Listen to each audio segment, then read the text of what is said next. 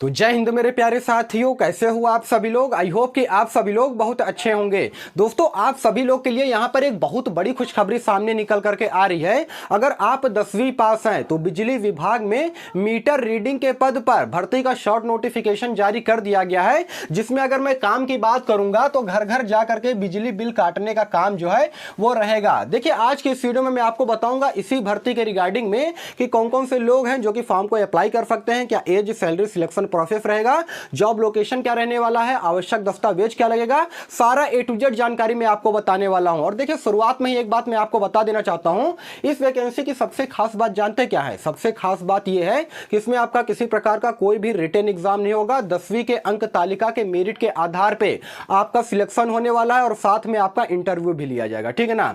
तो आइए बिना समय गवाए वीडियो को कंटिन्यू करता हूं। इससे पहले बस एक ही रिक्वेस्ट आपसे करना चाहता हूं कि चैनल पे अगर आप सभी लोग पहली बार या फिर नए हो तो चैनल को जरूर सब्सक्राइब कर लीजिएगा, इसी प्रकार के गवर्नमेंट जॉब के मोर अपडेट के लिए, क्योंकि आपका एक लाइक और एक सब्सक्राइब अंदर से बहुत ज्यादा मोटिवेट करता है आगे वीडियो बनाने के लिए। तो दोस्तों, आइए बिना समय गवाए वीडियो को कंटिन्यू करता हूं। ये जो बिजली विभाग में नई भर्ती का शॉर्ट नोटिफिकेशन जारी किया गया है, जिसमें अगर मैं पद की बात करूंगा तो मीटर रीडिंग के पद पर यह भर्ती आई हुई है दोस्तों। जिसमें काम की अगर मैं बात करूंगा तो आप सभी लोगों ने देखा भी होगा कि घर घर जाकर के कुछ लोग जो है वो बिजली का बिल काटते हैं, उनका पर्चा काटते हैं। तो सेम वही काम रहने वाला है, बिजली का बिल जो है वो आपको काटना रहेगा। देखिए, नंबर ऑफ टोटल पोस्ट की अगर मैं बात करूंगा ना, क्योंकि ऑल इंडिया लेवल पर यह वैकेंसी आई हुई है, इसलिए यहां पर नंबर ऑफ टोटल पोस्ट जो है वो बहुत ही अच्छा खासा है। जी हां दोस्तों, 42,428 पदों पर यह भर्ती निकल करके सामने आई हुई है, जिसका कि पूरी तरीके से ये जो वैकेंसी है ये ऑनलाइन के माध्यम से आवेदन इसका किया जाएगा, ठीक है ना। वो सारी चीजें मैं आपको अभी आगे बताऊंगा। एज क्राइटेरिया की अगर मैं बात करूंगा तो 18 साल से लेकर के 45 साल तक के कैंडिडेट इसमें अप्लाई कर सकते हैं, और ये मैंने जनरल कैंडिडेट का बताया है, ठीक है ना। उसके अलावा आर का मतलब होता है रिलैक्सेशन। अगर आप ओबीसी कैटेगरी के अंतर्गत आते हो तो आपको 3 साल का छूट दिया जाएगा, यानी कि आप 48 साल तक यहां पर फॉर्म को अप्लाई कर सकते हो। वहीं पर अगर आप एससी एसटी कैटेगरी के अंतर्गत आते हो तो यहां पर आपको 5 साल का छूट दिया जाएगा, यानी कि आप 18 साल से लेकर के 50 साल तक फॉर्म को अप्लाई कर सकते हो। तो कुल मिला के कहने वाली बात यह है कि यहां पर जो आपका एज क्राइटेरिया रखा गया है वो बहुत ही ठीक ठाक रखा गया है, मतलब कि मैक्सिमम एज यहां पर दिया गया है, ठीक है ना। योग्यता की अगर मैं बात करूंगा दोस्तों तो देखिए, यहां पर आपको ज्यादा क्वालिफिकेशन की जरूरत नहीं है। अगर मात्र आपने 10वीं पास कर रखा है ना, आप मेल हो या फिर फीमेल हो, तो आप यहां पर अप्लाई कर सकते हैं, यानी कि 10वीं के परसेंटेज के आधार पर यहां पर सिलेक्शन होने वाला है। किसी प्रकार का कोई भी रिटन एग्जाम नहीं है, सीधी भर्ती होगी, ठीक है ना। ऑल इंडिया के मेल और फीमेल कैंडिडेट अप्लाई कर सकते हैं। और फीस की अगर मैं बात करूंगा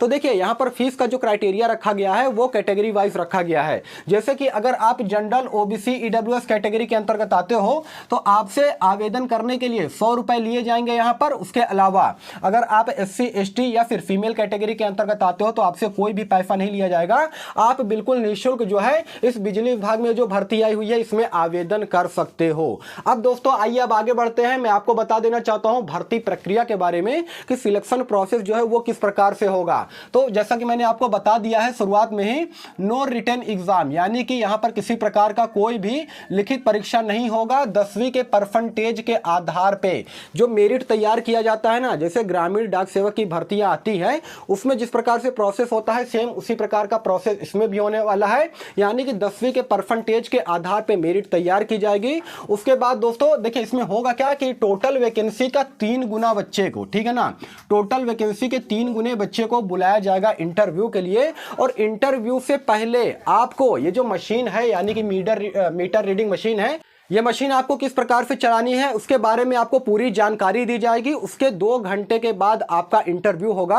और जो चीजें आपको बताई गई है ना कि इस प्रकार के मीटर को किस प्रकार से चलाना है, आपको बिजली का बिल किस प्रकार से काटना है, तो वही चीज जो है आपसे इंटरव्यू में पूछा जाएगा। देखिए, कुल मिला के कहने वाली बात यह है ना कि यहां पर आपका IQ लेवल चेक किया जाएगा कि 2 घंटे के बाद चीजें आपको याद रहती हैं कि नहीं याद रहती हैं, आप मशीन चला पाओगे कि नहीं चला पाओगे, बिजली का बिल जो है इस मीटर रीडिंग से काट पाओगे कि नहीं काट पाओगे। होंगे। और अगर मान लीजिए कि आपने इंटरव्यू में सब कुछ सही सही बता दिया, उसके बाद जो है अंत में आपका डॉक्यूमेंट वेरिफिकेशन होगा। डॉक्यूमेंट वेरिफिकेशन सक्सेसफुल हो गया तो फाइनली आपको नियुक्ति दे दी जाएगी, ज्वाइनिंग दे दिया जाएगा, ठीक है ना। तो भर्ती प्रक्रिया मैंने आपको यहाँ पर ये चीजें बता दी है। अब आवश्यक दस्तावेज की अगर मैं बात करूंगा तो दोस्तों यहाँ पर देखिए आपके पास 10वीं की अंक तालिका होनी चाहिए। और ये आवश्यक जो दस्तावेज मैं बता रहा हूं ये डॉक्यूमेंट वेरिफिकेशन में आपका देखा जाएगा, ठीक है ना, वेरीफाई किया जाएगा और उसके बाद ही आपको फाइनल ज्वाइनिंग दिया जाएगा। तो ये आवश्यक दस्तावेज ये बहुत ज्यादा जरूरी है, इसे आप लोग अच्छी तरीके से समझिएगा। तो 10वीं की अंक तालिका आपकी देखी जाएगी, उसे वेरीफाई किया जाएगा डिजी लॉकर के माध्यम से। उसके बाद जाति प्रमाण पत्र आपका देखा जाएगा दोस्तों। और ये जो जाति प्रमाण पत्र है ना वो सेंट्रल लेवल का होना चाहिए, मतलब कि स्टेट लेवल का जाति प्रमाण पत्र कास्ट सर्टिफिकेट नहीं चलेगा, ये सेंट्रल लेवल का आपके पास कास्ट सर्टिफिकेट होना चाहिए, ठीक है ना। उसके अलावा निवास प्रमाण पत्र यानी कि मूल निवास प्रमाण पत्र, आप जहां के परमानेंट निवासी हो जिसे हम लोग रेजिडेंशियल सर्टिफिकेट के नाम से जानते हैं, वो आपके पास होना चाहिए। आधार कार्ड होना चाहिए और आधार कार्ड और 10वीं के जो अंक तालिका है उसमें आपका नाम, फादर नेम, उसके अलावा आपका एड्रेस, डेट ऑफ बर्थ वगैरह सब कुछ सही होना चाहिए, किसी प्रकार का कोई मिसमैच नहीं होना चाहिए। अदरवाइज क्या होगा कि डॉक्यूमेंट वेरिफिकेशन में आपको रिजेक्ट किया जा सकता है। अगर इस प्रकार की अभी समस्या है तो आप क्या करेंगे, तो अपने जो आपका जो आधार कार्ड है उसे आप करेक्शन करवा लीजिए, उसे संशोधित करवा लीजिए। जन सुविधा केंद्र में संशोधित होता है, उसे आप सभी लोग सुधारवा सकते हो, ठीक है ना। उसके अलावा दोस्तों इस वैकेंसी में यह भी बताया गया है कि पैन कार्ड आपके पास होना बेहद ही जरूरी है। और जो पैन कार्ड है ना, ये नहीं कि अगर आपके पास नहीं है तो अभी बनवा लीजिए, बहुत ही जल्द बन जाता है, बहुत ज्यादा समय नहीं लगता है। तो अगर पैन कार्ड नहीं है तो बनवा लीजिएगा, ठीक है ना, भर्ती से पहले पहले। उसके अलावा कंप्यूटर का बेसिक नॉलेज आपके पास होना चाहिए। देखिए कंप्यूटर का बेसिक नॉलेज अगर होगा ना तभी जाकर के आप ये जो मीटर रीडिंग है इसे आप चला पाओगे, क्योंकि अगर आपके पास बिल्कुल भी अगर जानकारी नहीं होगी कंप्यूटर के बारे में तो आप मीटर रीडिंग नहीं चला पाओगे। इसलिए यहां पर कंप्यूटर का सर्टिफिकेट नहीं मांगा जा रहा है, लेकिन कंप्यूटर का बेसिक नॉलेज जो है मांगा गया है, ठीक है ना। आइए अब आगे बढ़ते हैं। सैलरी की अगर मैं बात करूंगा दोस्तों तो यहां पर जो ये जो भर्ती निकली हुई है मीटर रीडिंग की, इसमें जो आपको बेसिक सैलरी दी जाएगी ना शुरुआती में, ये दिया जाएगा आपको लगभग 18,000 के आसपास, ठीक है ना। इसमें अलग अलग प्रकार के HR अलाउंस, महंगाई भत्ते वगैरह इंक्लूड होंगे, यानी कि कुल मिलाकर के 1800 से लेकर के करीब करीब 2000 के आसपास दोस्तों यहां पर मतलब कि दिया जाता है महंगाई भत्ता, ठीक है ना। तो इसमें अगर इनको इंक्लूड करेंगे तो लगभग 20,000 के आसपास आपकी ये सैलरी पड़ेगी, ये शुरुआती सैलरी आपकी रहेगी। और जैसे जैसे समय बढ़ेगा वैसे वैसे काम का एक्सपीरियंस आपको ज्यादा होगा और ये सैलरी भी धीरे धीरे बढ़ती जाएगी।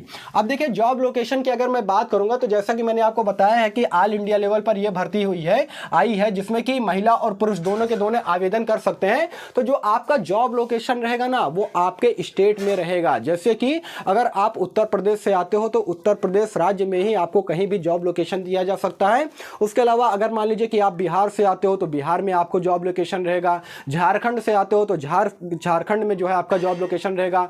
मतलब किसी भी स्टेट से आते हो ना तो आपके स्टेट में ही आपको जॉब लोकेशन रहने वाला है। ये नहीं कि आप उत्तर प्रदेश से हो तो आपको झारखंड में दे दें, बिहार में दे दें, ऐसा नहीं है, ठीक है ना। आप यूपी से हो तो आपको यूपी में दिया जाएगा, बिहार से हो तो बिहार में दिया जाएगा, मध्य प्रदेश राजस्थान में हो तो आपको वहीं से जो है वहीं पर जॉब लोकेशन दिया जाएगा। अब सबसे इंपॉर्टेंट यह आ जाता है कि सर ये बताइए ये सारी चीजें तो ठीक है लेकिन इसका ऑनलाइन आवेदन जो है वो किस प्रकार से होगा। दोस्तों ये वैकेंसी जो है ना ये पूरी तरीके से ऑनलाइन वैकेंसी है, आप लोग इसे ऑफलाइन ढूंढने मत लगिएगा। देखिए अप्लाई डेट की अगर मैं बात करूंगा तो इसका जो अप्लाई है वो 10 अप्रैल से, जी हाँ दोस्तों 10 अप्रैल से इसका ऑनलाइन आवेदन स्टार्ट हो जाएगा। आज 1 अप्रैल है, अभी आपके पास 9 से 10 दिन का समय बचा है। 10 अप्रैल से इसका ऑनलाइन आवेदन स्टार्ट हो जाएगा और पूरा आपको करीब 1 महीने का समय जो है दिया जाएगा, यानी कि 10 मई तक इसका ऑनलाइन आवेदन किया जाएगा, ठीक है ना। अभी शॉर्ट नोटिफिकेशन जारी किया गया है, जैसे इसका ऑनलाइन आवेदन स्टार्ट होगा मैं इस पर एक और सेपरेटेड वीडियो बना करके आपको जानकारी दूंगा। अगर आपको लिंक नहीं मिलता है तो मैं लिंक भी आपको प्रोवाइड करूंगा, ठीक है ना। तो अभी के लिए यही जानकारी आपको देना था। अब मुझे नहीं लगता है कि इस भर्ती के रिगार्डिंग में आपको किसी प्रकार का कोई भी डाउट रह गया होगा। फिर भी अगर आपको किसी प्रकार का कोई भी डाउट रह गया हो तो आप अपना सवाल जो है कमेंट सेक्शन के माध्यम से पूछ सकते हो, मैं उसको रिप्लाई भी दूंगा, ठीक है ना। देखिए भर्ती अभी आई नहीं है, इसका शॉर्ट नोटिफिकेशन जारी किया गया है। 10 अप्रैल से इसका ऑनलाइन आवेदन स्टार्ट हो जाएगा और जो लास्ट डेट रहेगा वो रहेगा 10 मई 2024, ठीक है ना। यानी कि पूरा 1 महीने का समय आपको यहां पर दिया जाएगा। सबसे इंपॉर्टेंट यहां पर यह है दोस्तों कि ये आवश्यक दस्तावेज आपके पास होने चाहिए। सिलेक्शन प्रोसेस में जो सारी चीजें मैंने आपको बताया है वो अच्छे से आप लोग फॉलो कीजिएगा, तब जाकर के आप जो है यहाँ पर सिलेक्शन ले सकते हैं। ठीक है ना, पूरी तरीके से सेंट्रल गवर्नमेंट की ये भर्ती है जो कि बिजली विभाग की तरफ से निकल करके आई हुई है मीटर रीडिंग के पद पर। तो दोस्तों यही सारा सब कुछ जानकारी देना था। आई होप कि वीडियो आपको इन्फॉर्मेटिव लगा हो। यदि वीडियो आपको इन्फॉर्मेटिव लगा हो तो वीडियो को लाइक कीजिएगा, चैनल को सब्सक्राइब कीजिएगा। बाकी फिर मिलूंगा किसी नेक्स्ट वीडियो में, तब तक के लिए धन्यवाद।